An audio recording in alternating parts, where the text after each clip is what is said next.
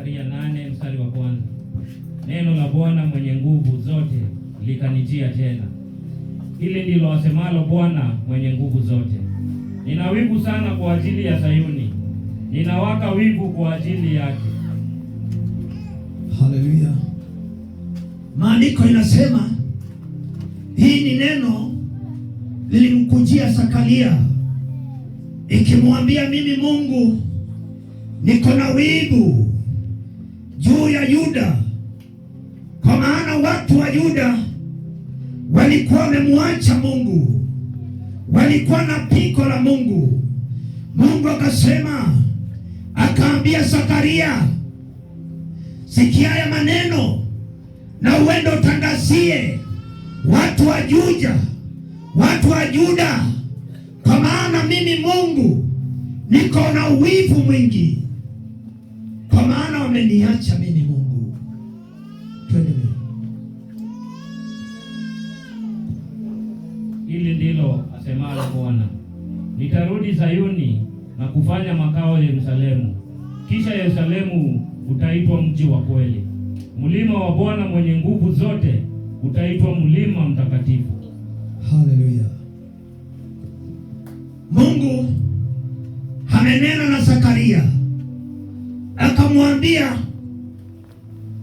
ambia watu wangu nitarudi Sayuni, kwa maana nimesikia maombi yao. Nitaifanya hii mji uwe mji wangu, nitafanya hii mji isiwe mji wa maafa, kwa maana watu walikuwa wamekufa, walikuwa wameangamizwa, kwa maana Mungu alikuwa amechagua watu wake. Alikuwa ameweka Mungu watu wale watakaye muabudu. Akaambia Zakaria, ambia watu wangu nitarudi Sayuni tena, nitarudi tena, kwa maana nitarudia mabaki yangu. Sitaacha mabaki waangamie, kwa maana ni mimi niliyewachagua, kwa maana Mungu amewachagua. Mungu anasema hatawarudia, hataacha mwangamie, hataacha yule mwovu waangamize. Akaambia Zakaria, sikia, watangazie siku ya leo, waambie watu wangu wanisikie mzuri, kwa maana mimi Mungu nimejaa wivu, nimejaa chuki. Sitaki baraka zangu kungawana na mtu mwingine, kwa maana walikuwa wamesimamisha miungu, walikuwa wamepitia njia zile potofu, lakini Mungu akasema, nitawaacha, nitaacha muangamizwe, nitaacha mimi Mungu muangamizwe na muovu. Naye Mungu akaondokea. Mungu akaenda akanyamaza,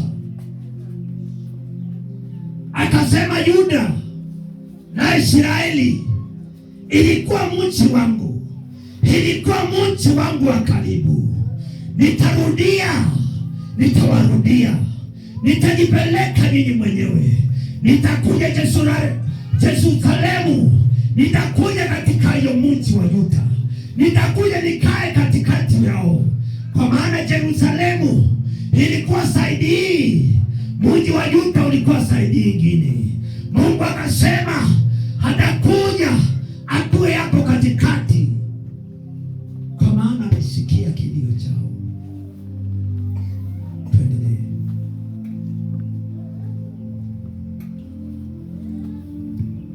Mstari wa 4.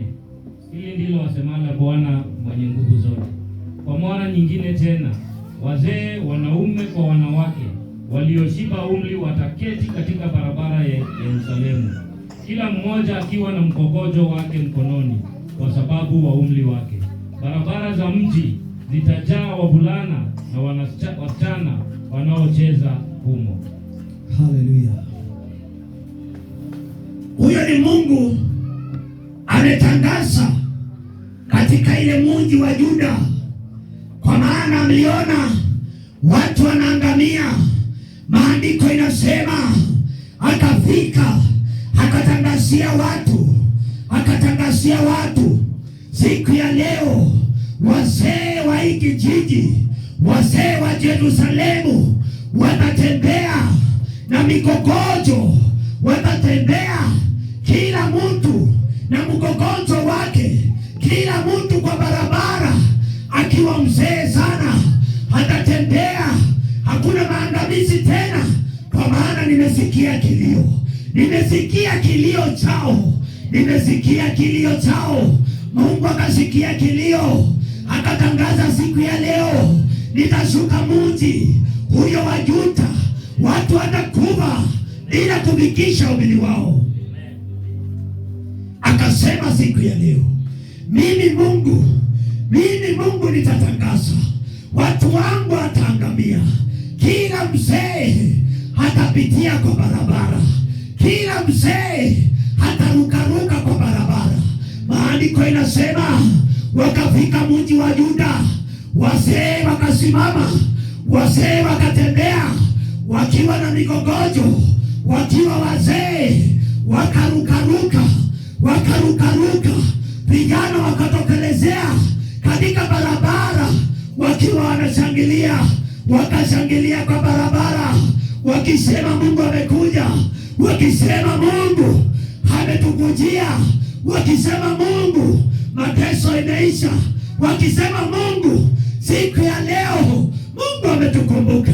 Wakarukaruka kwa barabara wakiwa na migogojo, vijana wakaungana katika barabara ya Yuda, wakajaa wakirukaruka wakisema siku ya leo Mungu amekuja. Haleluya, Mungu atakuja siku ya leo. Hatutakufa ovyo ovyo bila kufikisha umri zetu. Mungu ametangaza siku ya leo, mabarabara itazaa, mabarabara itajaa wamama, wazee wakongwe watatembea katika mji kwenda ule mwingine, watatembea na migogojo juu ya uzee wao, watatembea kila kijiji wakiwa na migogojo. Haleluya.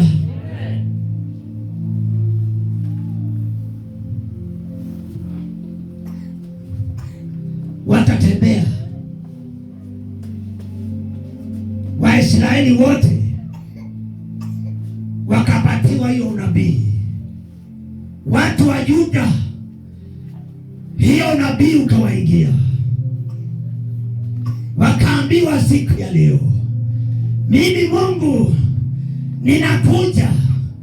ninakuja katikati yenu, kwa maana mumenigeukia, kwa maana mimi Mungu nimesikia kilio chenu. Hamutakufa tena, hamutakufa bila kufikisha umri zenu. Hakuna kukufa mapema, kwa maana Mungu ametangaza siku ya leo, Mungu anakuja, Mungu anatembea, Mungu anakuja. Hali yote unapitia, hali yote ngumu, Mungu amesema anakuja Mungu. Ile hali unaona ni mzito, Mungu amesema huambiwa anakuja katika jamii yako, katika hali yako. Mungu wako anakuja, Mungu anatembea siku ya leo. Mungu anakuja kugeuza hiyo maisha, hiyo uzito wote, hiyo maisha yote unasikia ni magumu, hiyo kilio chote umelia siku mingi. Yesu anasema hatafika hiyo mji, hatakuja katika hiyo nyumba. Unaweza kuwa unaambianga Mungu, utakuja siku gani? Nitakuona siku gani? Nitaona miujiza yako siku gani? Nitakuona siku gani Mungu?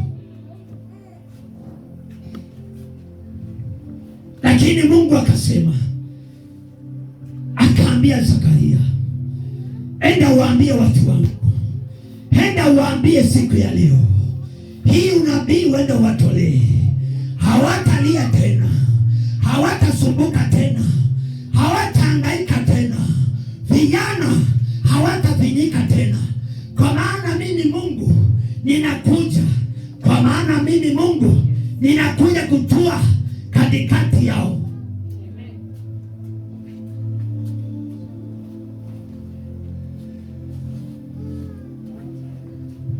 Mungu anakuja. Hiyo yote unaona mazito, hiyo majaribu yote, hiyo misemo unasikia, unaweza kuwa una usemi kwako, unaweza kuwa huwezi sema kitu sikike, lakini Mungu anasema, anashuka yeye mwenyewe. Utasema na wasikie, utaongea na wasikie, kwa maana Mungu anakuja. Mungu anakupatia usemi. Haleluya.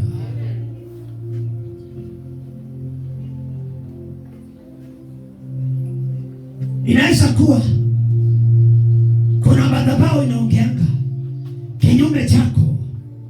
Kunaweza kuwa kuna usemi ulisemwa, kuna mzee alisema mambo, kuna usemi ulisemwa. Kunaweza kuwa kuna mchawi aliongea kitu, lakini haijalishi. Mungu ametumana siku ya leo, akatumana akaambia mtumishi wangu, enda uambie, hata kama ni nani, hata kama ni madhabahu gani iliongea kinyume chako, mimi Mungu nasema, mimi ndio nitajileta, nitakuja kujenga madhabahu yangu kati yako. Hii madhabahu ya kuhangaika, hii usemi ulisema na nani akasema utafanikiwa? Nani alisema?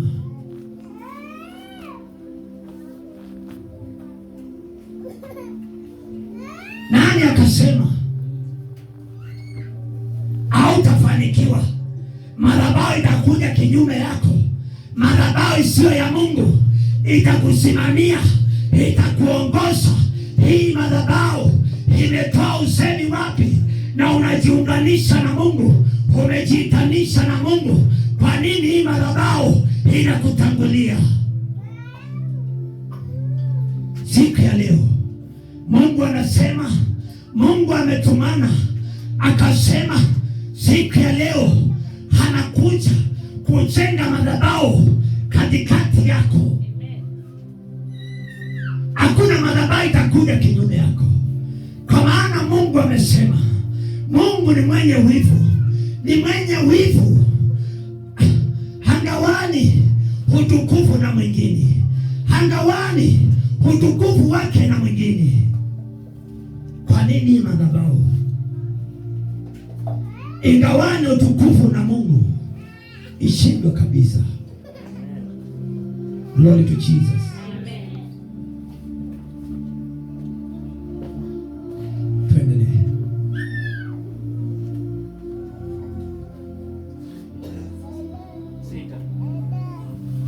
Sita. Hili ndio asemalo Bwana mwenye nguvu zote, mambo haya yanaweza kuonekana ya ajabu kwa mabaki ya watu wakati huo, lakini yaweza kuwa ya ajabu kwangu, asema Bwana mwenye nguvu zote. Haleluya. Maandiko inasema hii mambo inaweza kuonekana ni mambo ya ajabu, lakini Bwana wa majeshi anatangaza, anasema itaonekana mambo yanufaa katika maisha yenu, itaonekana mambo ya kubadilisha maisha zenu, itakuwa mambo ya ajabu katika njia zenu, itaonekana mambo ya ajabu katika mabaki yake. Huyo ni Mungu anaongea. Hii mabaki ya Mungu imetolewa unabii, kwa maana walikuwa wamezoea kuangamizwa na adui, walikuwa wamezoea kuangamizwa na shida, lakini Mungu anasema hii mambo natangaza, hii mambo nasema siku ya leo inaweza kuonekana ni mambo isiye na maana, lakini ni mambo iko na maana mingi. Kwa maana mimi Mungu nimetuma Zakaria hawatangazie siku ya leo hii mateso haitaonekana. Siku ya leo hamutaangamizwa tena. Siku ya leo huyu mwovu hata waangamiza tena. Hii shida zote zitaisha siku ya leo. Amen. Hallelujah.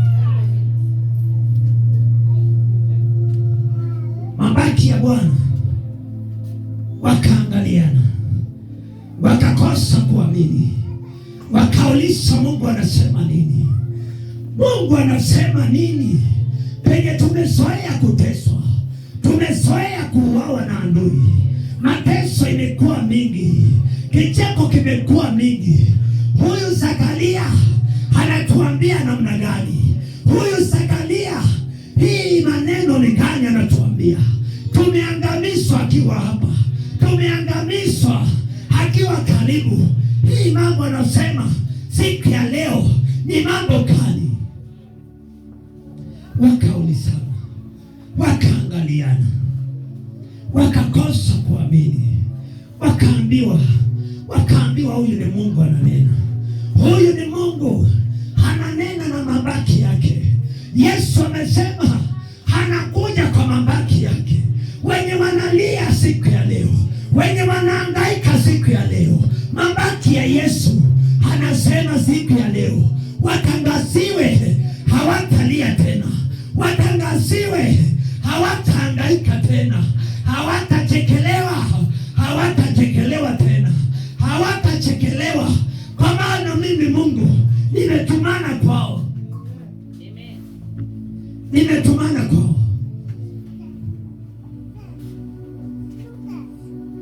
Mungu ametumana kwenu. Muteke sikio li, muteke hiyo sikio mzuri. Kwa maana Mungu alituma Zakaria akamwambia, nenda waambie watu wangu, nenda uwaambie mzuri, siku ya leo naenda kujenga makao yangu katikati yenu. Nitaenda kujenga hema katikati yenu.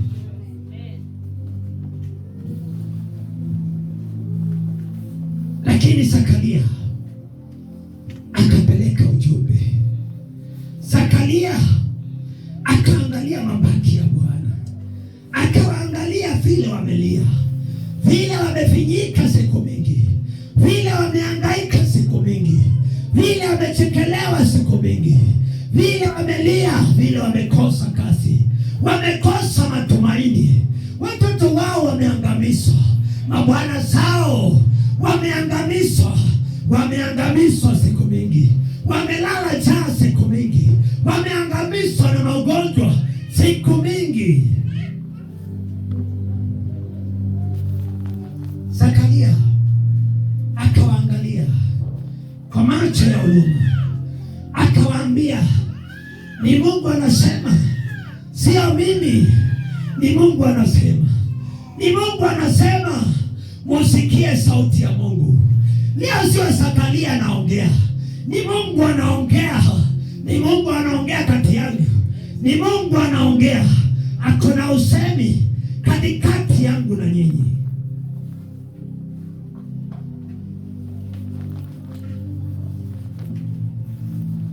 Watu hawakuamini,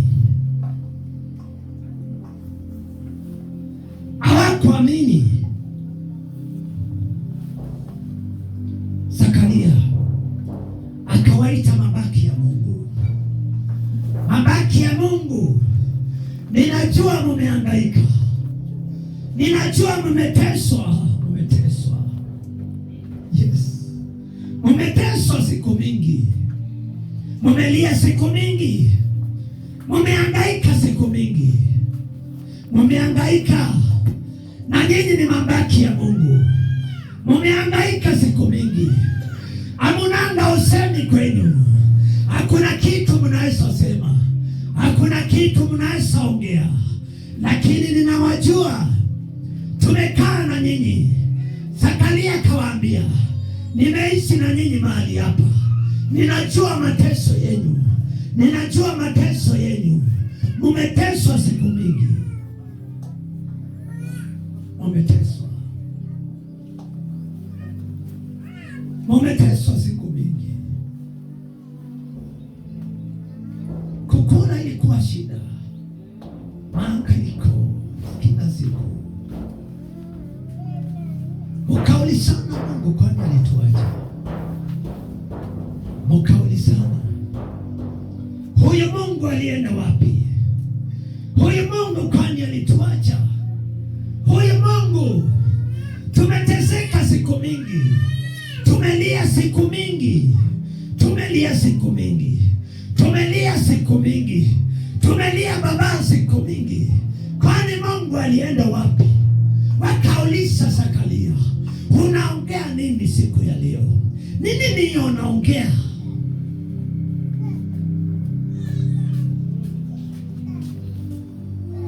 Tumeangamia ukiwa hapa, tumeangamizwa ukiwa karibu. Yes, tukaangamizwa. Tukaangamizwa, shida ikatuangamiza, mateso ikatuangamiza.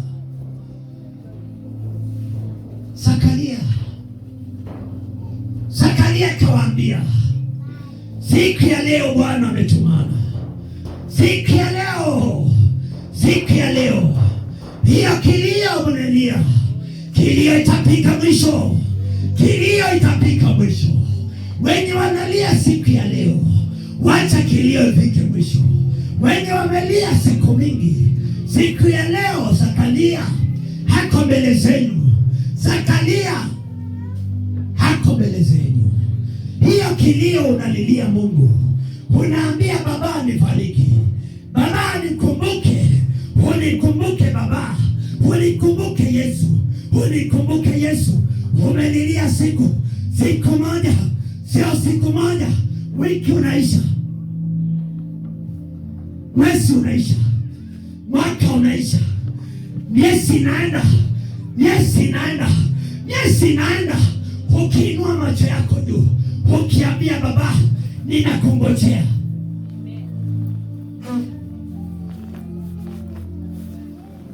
Baba ninakungojea, ninakungojea baba, ninakungojea. Watu wa Yuda walilia, wengine hawakuwa na watoto, walikuwa wamekufa, wengine hawakuwa wamepata watoto, walikuwa wanangojea Mungu. Wakakaa kwa njia, wazee wakatokelezea kwa barabara, wakaambiwa ujumbe umekuja, Mungu anakuja. Siku ya leo ujumbe umetangazwa, ujumbe ukatangazwa. Zakaria akawaambia, Zakaria ananena siku ya leo, Bwana amesema hii Yuda haitakuwa ya mateso, haitakuwa ya kuteswa, haitakuwa ya kilio, haitakuwa ya kuhangaika. Yesu anasema, Mungu anasema siku ya leo mutatembea kwa barabara na ushindi wenu, mutatembea kwa barabara na migogojo, mutatembea kwa barabara na migogojo, kwa kupata watoto, kwa kupata ushindi, kwa kupata baraka za Mungu. Mutatembea migogojo itatembea, niko uzee, niko baraka, niko pesa, mutatembea kwa baraka za Mungu. Oh, glory to Jesus. Glory to Jesus. Zakaria akawapatia ujumbe, umefika. Mji wa Yuda, mji wa Yuda ulikuwa umejaa kilio, ulikuwa umejaa kilio. Najua watu hapa wanalia, wamelilia Mungu, wamelilia Mungu. Siku ya leo ujumbe umekuja, ujumbe umekuja, upokee.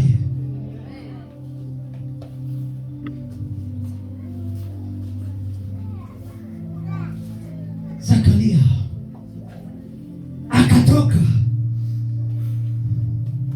akakimbia akatangazia vijana, akawaambia siku ya leo mtaona ushindi wa Bwana. Siku ya leo mtapata ushindi wa Mungu. Wenye wataoa watapata ushindi wa Mungu, kwa maana Mungu ametumana. Wenye wana kazi watapata kazi juu ya Mungu. Wenye wamepotea macho wataona juu ya Mungu, kwa maana Mungu ametumana.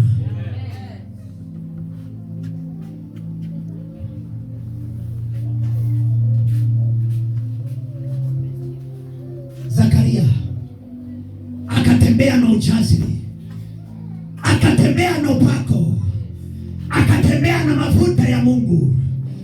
Akasema siku ya leo, mimi sio Zakaria tena, mimi sio Zakaria yule mmezoea, huyu sio yule mmezoea. Matumaini yenu imeisha, lakini siku ya leo nawatangazia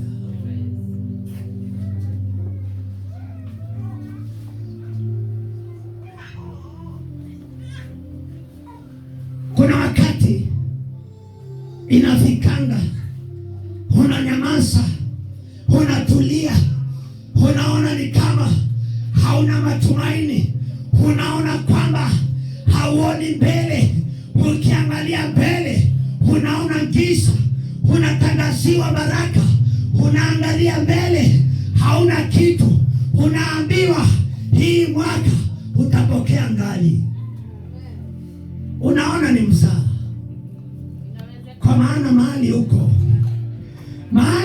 unalia, mahali huko una matumaini.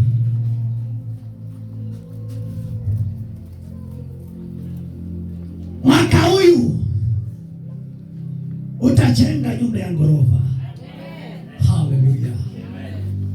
Zakaria akatoa unabii akiwa na ujasiri, akawaambia siku ya leo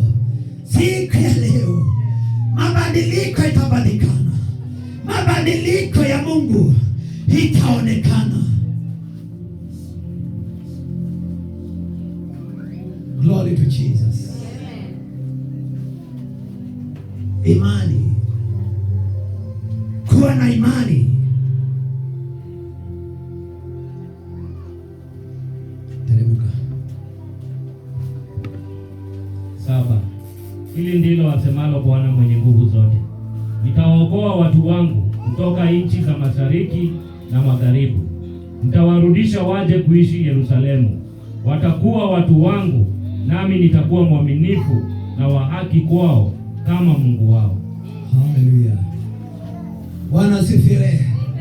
Yaani Mungu ametangaza akasema siku ya leo ataunganisha watu kutoka ukoo, kutoka magharibi, kutoka mashariki.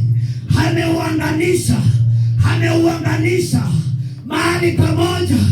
Akasema siku ya leo mtakuwa watu wangu. Siku ya leo hamutateseka. Siku ya leo hamutateswa tena. Mtakuwa watu wangu, mtakuwa watu wangu wa karibu. Bwana anasema, Bwana wa majeshi akatangazia watu wa Yuda, watu wa Israeli wenye wakuwa na matumaini, wenye walikuwa naisha kesho yake. Mungu akanena na wao. Mungu akanena na wao. Watu wamekosa tumaini, watu wameteswa, watu wamehangaika. Mungu akasema,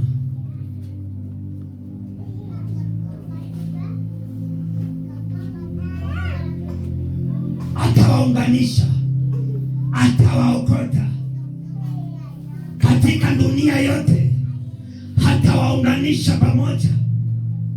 kutoka mashariki, eti magharibi. Bwana Yesu anasema mutakuwa watu wake, mutakuwa watu wake. Hamutateseka tena, hamutalia tena, kwa maana Mungu amesema mtakuwa karibu na yeye.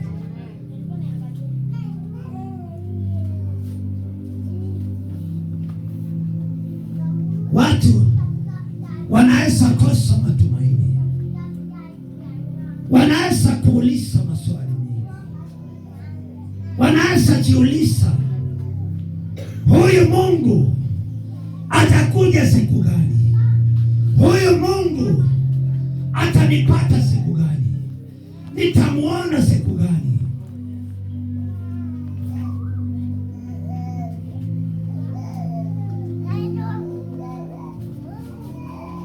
Anasema atawaunganisha, atawaweka pamoja.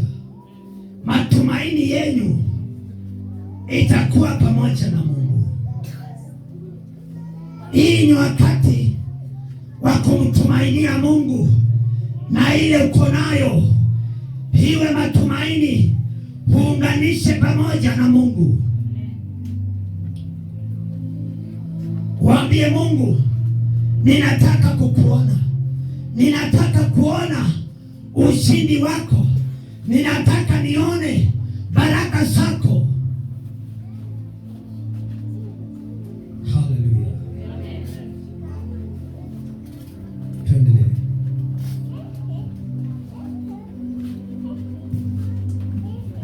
Tisa.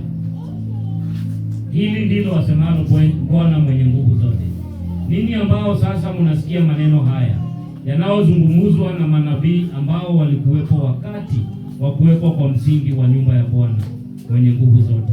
Mikono yenu na iwe na nguvu, ili hekalu liweze kujengwa.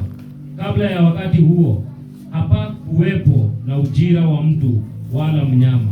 Hakuna mtu aliyeweza kufanya shughuli yake kwa usalama kwa sababu ya adui yake, kwa kuwa nilikuwa nimemfanya kila mtu adui ya jirani wake.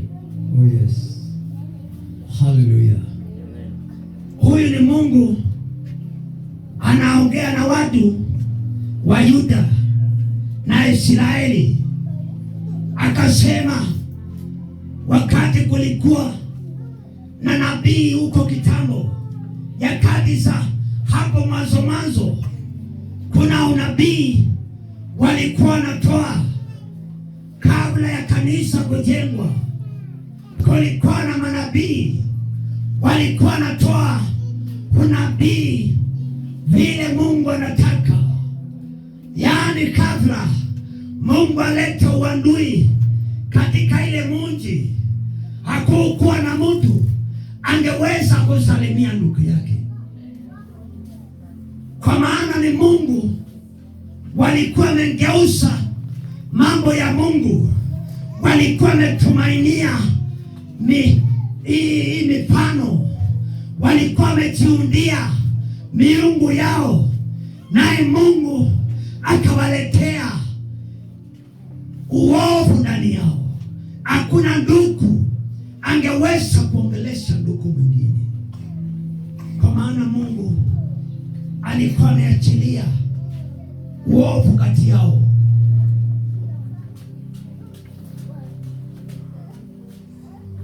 Lakini Mungu ni wa msamaha, akasamea watu wake, akawasamea, kwa maana ni Mungu wa ajabu. Neema za Mungu ni za milele. Glory to Jesus. Yaani tukiwa na amani ya Mungu, tukiwa na imani, chochote kinawezekana.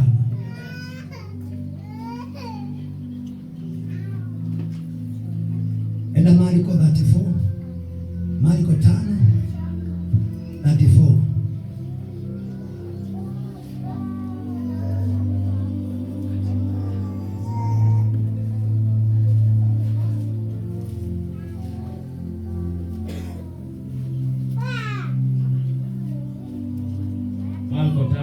mstari wa 34. Yesu akawaambia, binti, imani yako imekuponya, nenda kwa amani, upone kabisa ugonjwa wako. Haleluya. Huyo ni Yesu. Akaambia binti, imani yako imekuponya.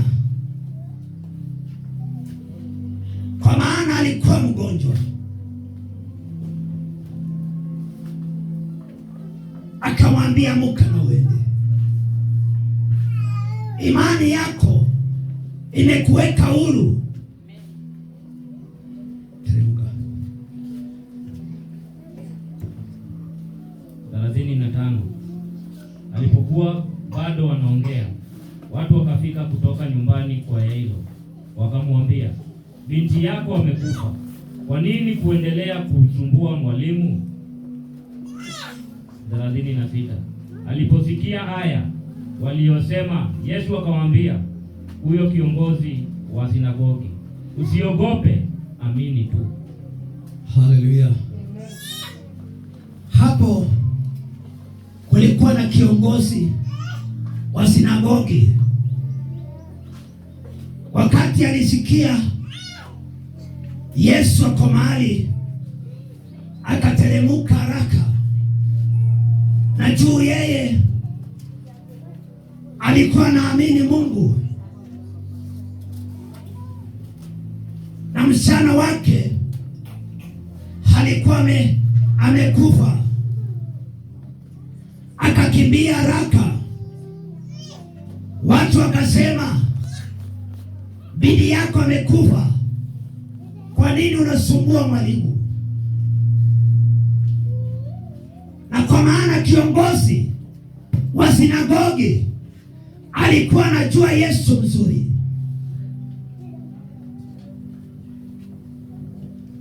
akamwita mwalimu, akamwambia,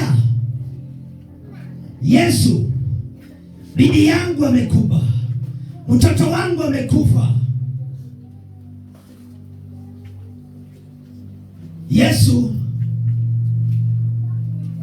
akaacha mambo yote alikuwa nayo, asikia hiyo sauti, asikia huyo mtu ako na imani. Kwa maana Mungu anapendezangwa na mtu ako na imani.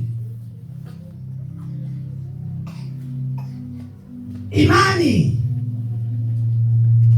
ni kitu ya ngumu sana. Unaweza ombewa bila imani ukose kupokea.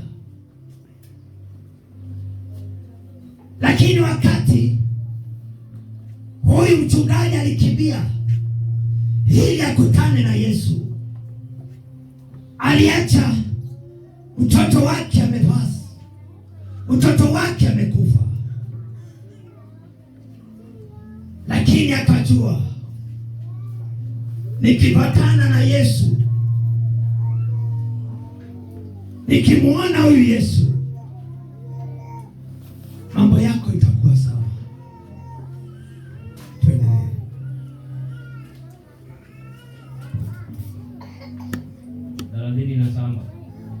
Hakumruhusu mtu mwingine yoyote amfuate isipokuwa Petro, Yakobo na Yohana nduguye Yakobo. Walipofika nyumbani kwa yule kiongozi wa sinagogi, Yesu akaona ghasia, watu wakilia na kuomboleza kwa sauti kubwa. 39. Alipokwisha kuingia ndani, akawaambia, kwa nini mnafanya ghasia na kulia? Mtoto hajafa, mbali amelala tu. Wale watu wakamcheka kwa dharau. Oh yes. Bwana sifiwe. Yesu akachagua watu katika ule umati na ule mkuu wa sinagogi, wakaandamana mpaka katika hiyo mji. Maandiko inasema mambo yote akaweka kando, wakafuatana pamoja na Petro na wengine. Akaambia wengine, kaeni kando. Akakuta watu wanaomboleza, wakakuta watu wanalia sana.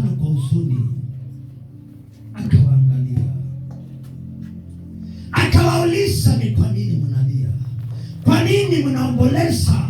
Kwa nini mnaomboleza? Mkuu wa sinagogi akaambiwa kuja, twende, fungua mlango. Oh, glory to Jesus. Yesu akafika hiyo mji, na kwa maana kulikuwa na ile maombolezo, kulikuwa na ile chakula ya matanga, kulikuwa na wengine walikuwa wanacheka. Wakati waliona Yesu wakaanguka na kicheko.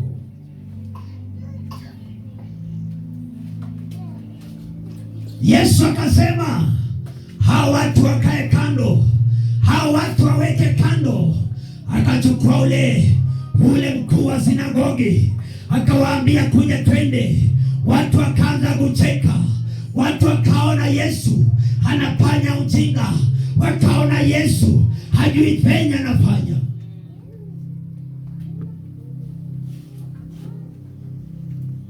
Hawakujua Yesu mzuri, hawakumuelewa Yesu, hawakuelewa.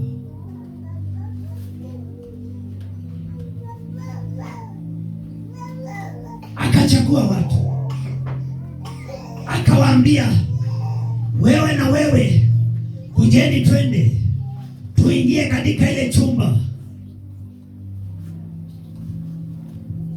Mkuu wa sinagogi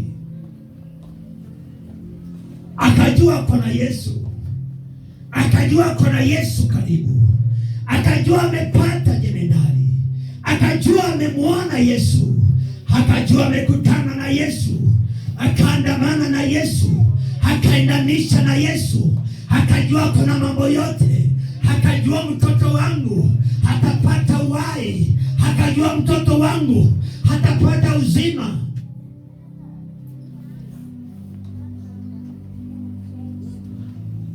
Wakaingia chumbani.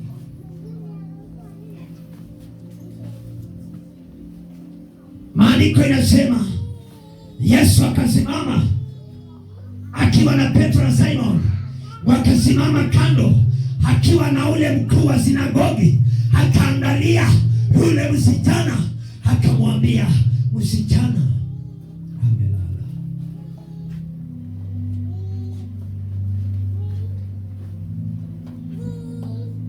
Yesu akaangalia yule mtoto, akamwambia mkuu wa sinagogi, huyu mtoto amelala hajakufa. Imani ikainuka. Hii ni wakati wa kuinua imani yako, kwa maana Yesu anasema hii mambo imelala, hii mambo haiko uhai, hii masumbuko, hii mahangaiko imelala, hii mahangaiko masumbuka haiko uhai, imelala tu. Ushindi utapatikana. Yesu akainama, akaita yule kijana, akamwambia, simama, simama kijana, kwa maana mimi Yesu nimekuja. Simama kijana.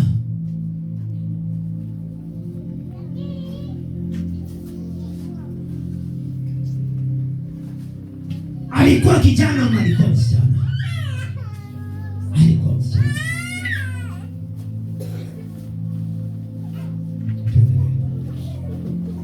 Lakini yeye akawatoa wote nje, akawachukua baba na mama wa yule mtoto pamoja na wale wanafunzi aliokuwa nao, wakaingia ndani mpaka pale alipokuwa yule mtoto.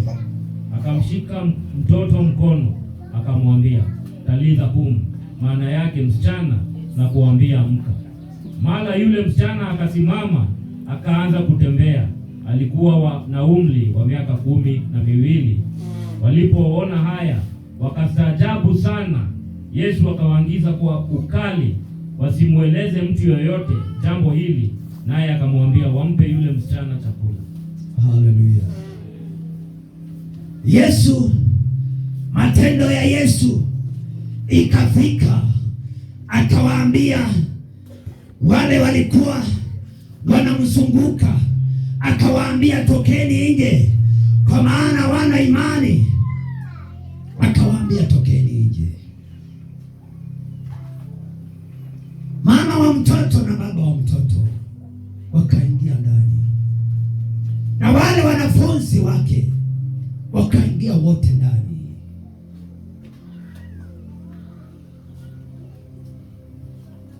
Akaambia mtoto, simama, amuka. Kisha ule msichana akaamuka. Maandiko inasema akasimama, akawaagiza, akawaambia, peeni huyu mtoto chakula akule. Watu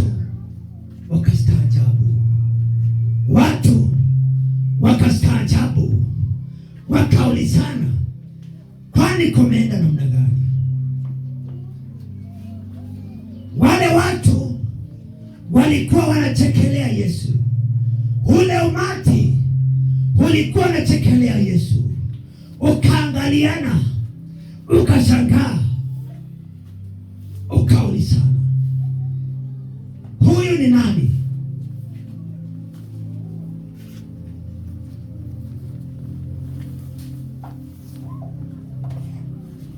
Huyu ni nani anatoa mtoto kwa mauti? Wakaambiwa, msiambie mtu wala nani vile kumefanyika, msitangazie mtu, kwa maana watu ni maadui wenu. Yesu akawaambia mzuri, msiwaambie watu, kwa maana hao watu wamejaa kicheko, wanachekelea watu wa Mungu, wanacheka wakati mnalia.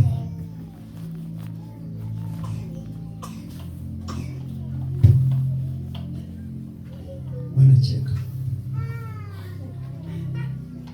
Siku ya leo Yesu anasema anakuja katika nyumba yako, anakuja katika hiyo hali yako, anajileta mwenyewe.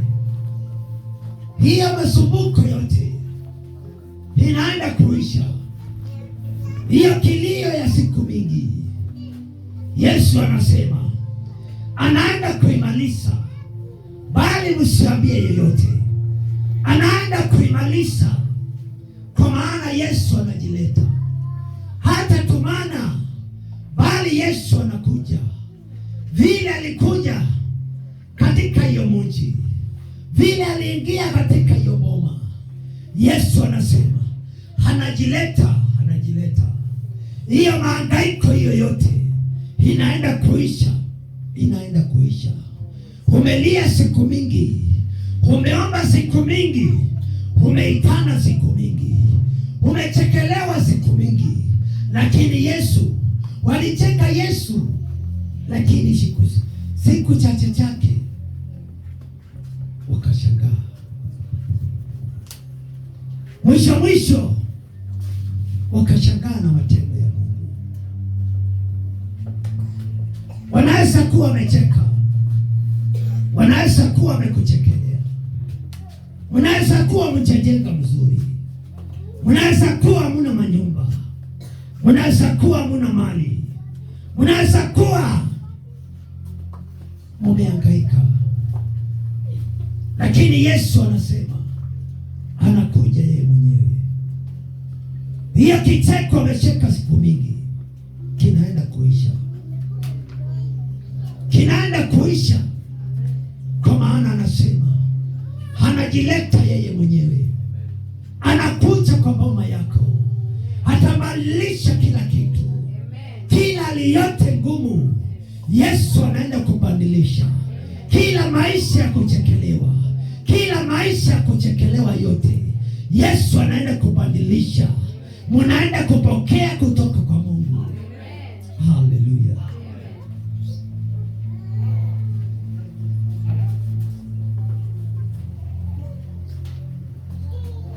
Yesu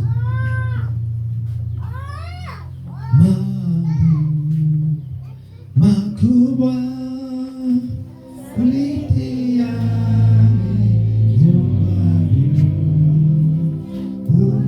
unaweza kufanya, unaweza kutenda makubwa zaidi ya unaweza Mungu kutenda mambo, unaweza kutenda mambo ya ajabu, unaweza kukumbuka watu wako Mungu wetu, unaweza kubadilisha hali yao Mungu wetu, unaweza Mungu wetu kuinua mwingine kwenda ule mwingine Mungu wetu. Angalia kilio cha watu wako Mungu wetu, angalia maisha magumu Mungu wetu, yote tumepitia. Angalia Mungu wetu, tumepitia kilio, tumekuomba siku mingi, tumekuitisha siku mingi Mungu wetu. Baba, umesema siku ya leo haitapita. Mungu utakuja na utatumana, utakuja kati yetu Mungu wetu, unakuja kati yetu Mungu wetu. Asante Baba, kwa maana Mungu utatembea, utatembelea watu wako, utatembelea watu wako Mungu wetu. Asante Mungu, najua Mungu umetutoa mbali, umetutoa mbali Mungu wetu, tukitafakari Mungu wetu mali umetutoa Baba, ni mbali, umetutoa mbali Mungu. Tulikuwa watu wa kuangamia, tulikuwa watu wa kuchekelewa. Wengi wetu umewasimamisha, wengi wetu umewapea tumaini, wengi wetu Mungu wetu umewapatia matumaini, umetupatia matumaini. Wengi wetu Mungu wetu umewaita watumishi, wengi wetu Mungu umewaheshimisha Mungu wetu. Majina ilikuwa imechafuka, wengine wameitwa majina makubwa, wengine waliitwa wakora, wengine waliitwa masikini, wengine walichekelewa Baba, walichekelewa Mungu wetu, walichekelewa, lakini Mungu ukawakumbuka. Umesema Mungu utawakumbuka, utawatembelea Mungu wetu, utawapeleka moja kwa moja, utajipeleka katika boma zao, ukabadilishe hali,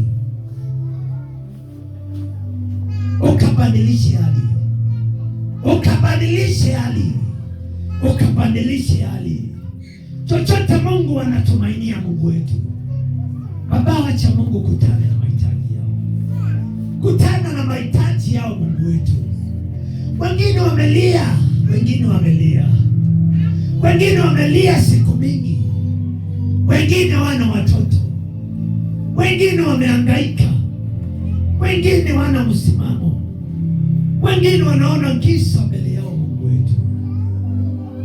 Baba, washike mkono, watangulie Baba, washike mkono. Wengine wataitwa watumishi wako, vile uliita Yuda mji ufanikiwa. Baba, kumbuka watu wako Mungu wetu. Kuna watoto waliye mahali hapa, kuna boma zimewakilishwa mahali hapa Mungu wetu, zingine zimehangaika, zingine hazina matumaini, zingine hazina usemi, zingine haziwezi sema kitu, bali zinatazamia wewe, bali Baba zinakuangalia Mungu, Zinauliza Mungu utatoka wapi?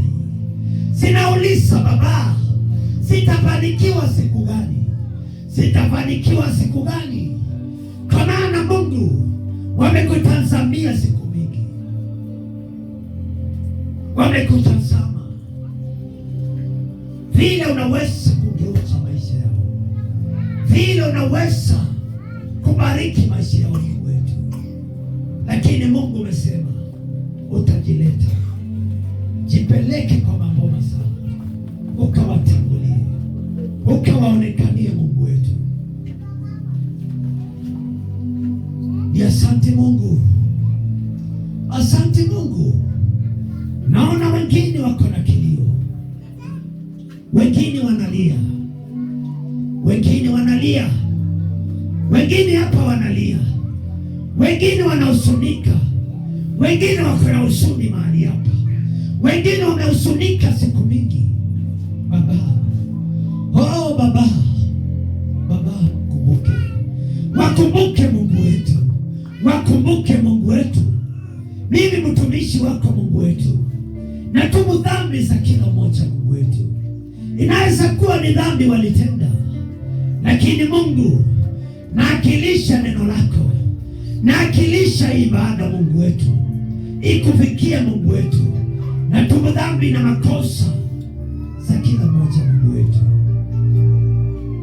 Neema yako Mungu ikakufikia. Tunakulilia, tunakulilia Ebeneza, tunakulilia, tunakulilia Mungu wetu. Tunajua Mungu umetutoa mbali, umetutoa mbali, umetutoa mbali Mungu wetu, bali sio masomo, bali sio masomo Mungu wetu. Mungu katuokota, ukatuweka mahali Mungu wetu, ukatuweka mahali. Kuna mahali Mungu umetuweka, kuna mahali umetuweka Baba. Tunakushukuru. Tungekuwa wa kuangamia, tungekuwa wa kuangamia, lakini Baba tuongoze, utuongoze. Hii matumaini, hii misingi tunaweka siku ya leo, tunaweka misingi mpya, tunaweka misingi Mungu wetu, tunakuweka mbele zetu Bwana Yesu. Ukatuweke kabiru, ukatuweke laini Mungu wetu. Hii msingi tumeweka, tumeikorokea na tumeiweka chuma Mungu wetu. Siku ya leo hatutakuwa watu wa kuchekelewa. Siku ya leo Baba, wacha Mungu hii neno ikashangaze wengi, hii huduma Mungu wetu ikashangaze wengi, hii huduma tumeweka mahali hapa ikashangaze wengi, hii huduma Mungu wetu ikashangaze wengi, ikaponye watu, ikaokoe watu, ikabadilishe watu. Asante Mungu Bwana, ukatuweka mahali hapa ukiwa na kusudi kwema.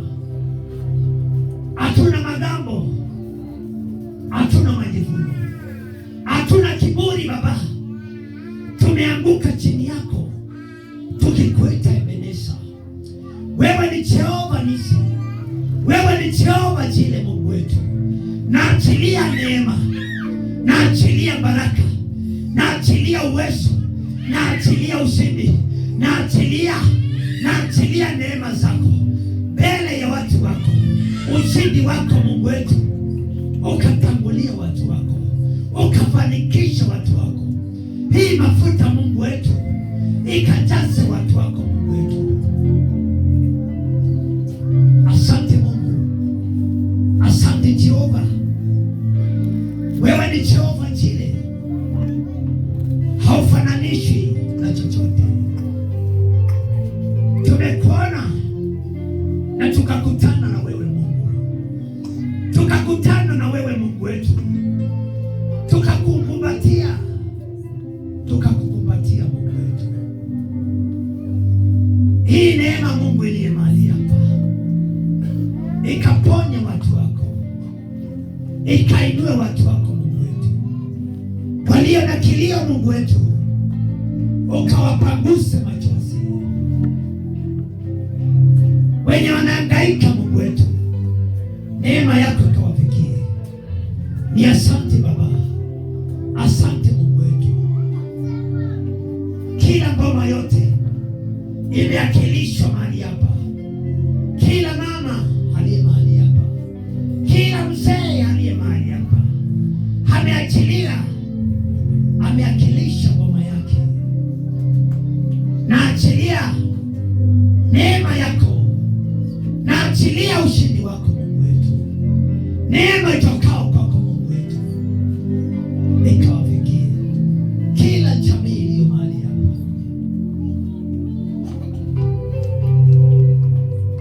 Bwana Yesu, nawajua.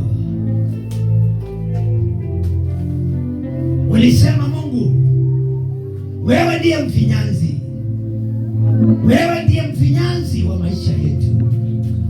Vinyanga roho zetu, umbondabonde roho zetu Mungu wetu, umbondabonde roho zetu ziwe zinakupendeza, utuvinyange vile jinsi upendavyo.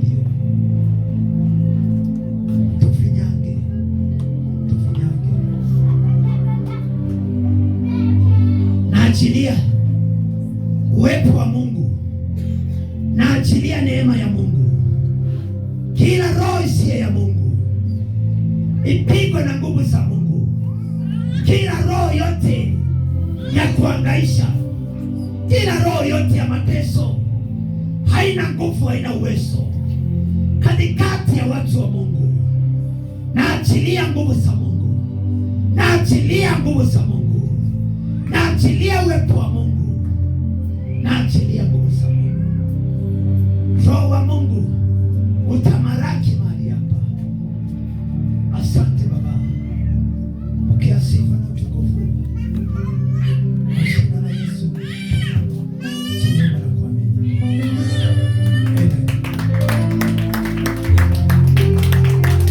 Oh yes. Asante Mungu, asante Yesu.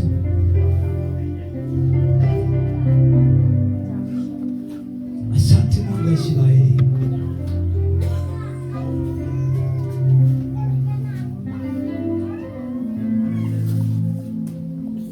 Kuna neema iliye mahali hapa, kuna nguvu ziliye mahali hapa,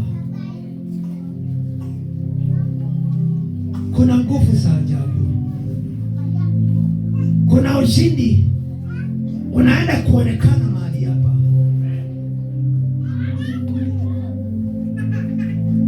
Kuna mtu amelia siku mingi, kuna mtu amengojea Mungu siku mingi.